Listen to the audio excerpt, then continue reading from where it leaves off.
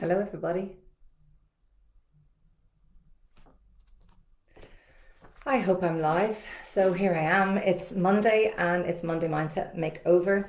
And today I just want to talk to you about something that I'm enjoying again. I really picked this book up for a while, and it is Ask and It Is Given by Esther Hicks and the whole teachings of Abraham.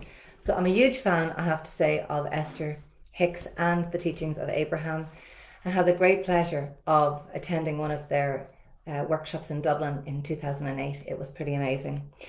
And today I just want to talk to you about the 3 steps to whatever it is you want to be, do, or have. I think when it comes to mindset, we have to absolutely really understand the manifestation process. And because at the end of the day, what we're all doing is we're manifesting all day long. But a lot of the time we're not getting what we want. So let's just focus now on what it is you want. The creative process, and I will read a little bit from this, because why would I try and say something that I couldn't say as well as these wonderful spirit, Abraham, this entity that is Abraham. If you're not familiar with it, I strongly recommend that you look up Esther Hicks and the teachings of Abraham.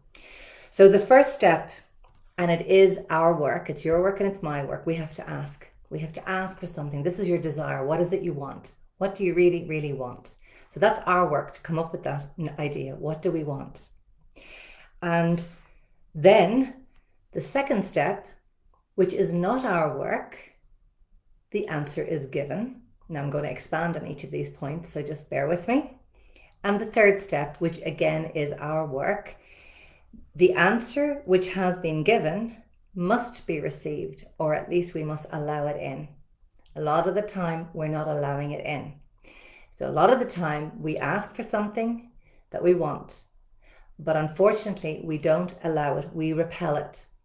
And that's based on, maybe we will have another idea that will come in closely after we have posed our desire or put our desire out there, and then we nullify it by a secondary thought that is saying, sure, that'll never happen. I can't achieve it. I will never achieve it. The last time I tried it, it didn't happen. And we actually repel. So you have actually manifested the not getting of the thing that you wanted. And we have all done this, and people are doing it 24/7. So check in with yourself. Are you asking for something with an expectation that it is coming your way? And are you actually allowing it in? The art of allowing. So it's important just to understand that when you ask, that you give yourself permission to ask as well, because a lot of the time we ask for something, but we don't think we deserve it. So we feel unworthy of asking. We feel there's something wrong in the asking. We think that it's wrong to desire.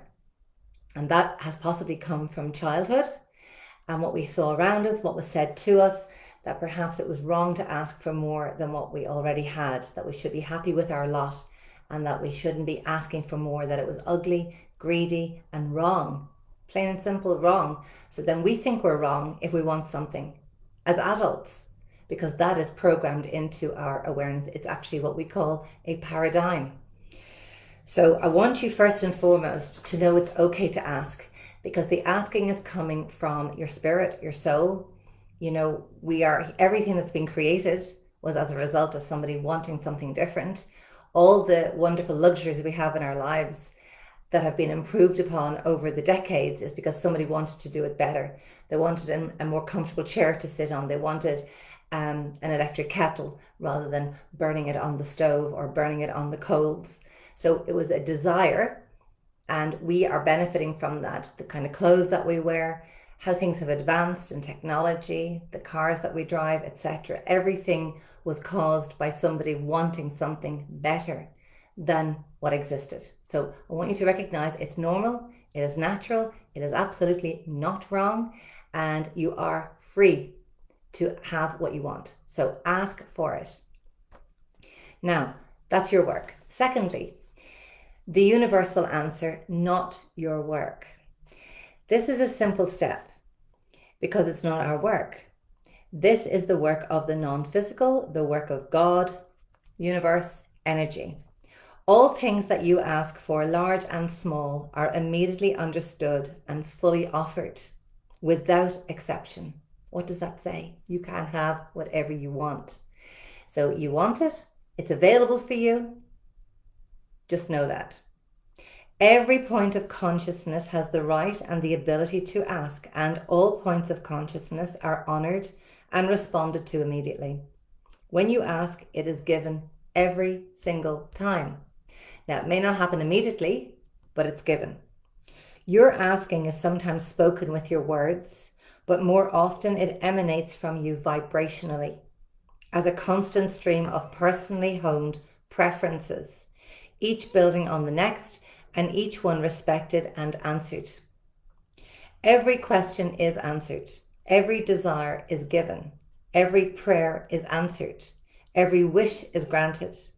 But, here comes the but. The reason that many would argue with that truth, holding up examples of unfulfilled desires from their own life experiences, is because they have not yet understood and completed the very important step 3.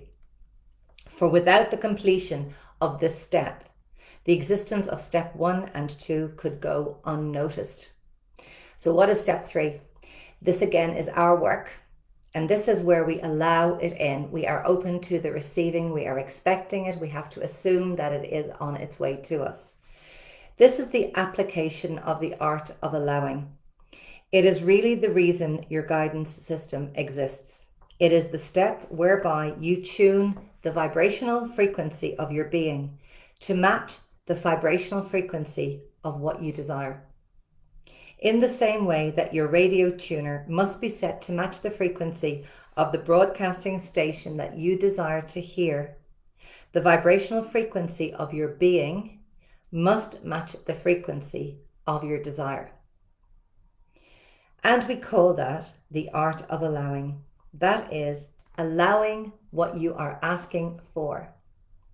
Unless you are in the receiving mode, your questions, even though they have been answered, will seem unanswered to you. Your prayers will not seem to be answered, and your desires will not be fulfilled. Not because your wishes have not been heard, but because your vibrations are not a match.